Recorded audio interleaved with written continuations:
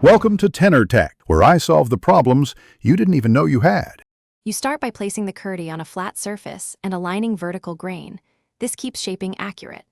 Measure from bust apex to shoulder and mark the apex clearly, then draw the dart centerline and 2 dart legs where fabric needs to tuck.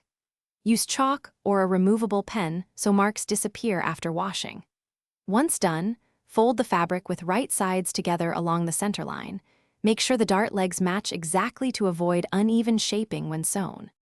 You now pin the dart starting at the widest end, placing pins perpendicular to stitching to keep fabric stable.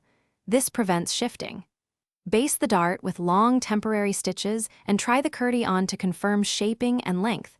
Making adjustments now avoids rework later.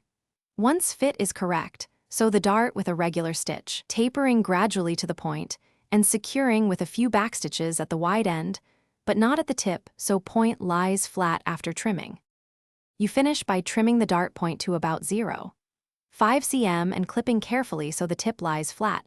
Press the dart toward the desired direction, center or down, using a tailor's ham for curved areas.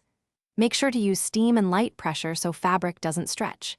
If you see puckering, rebased with smaller stitches, shorten your stitch length when sewing, or slightly reduce seam allowance. These tweaks solve most issues and ensure the Kurti looks smooth and professional.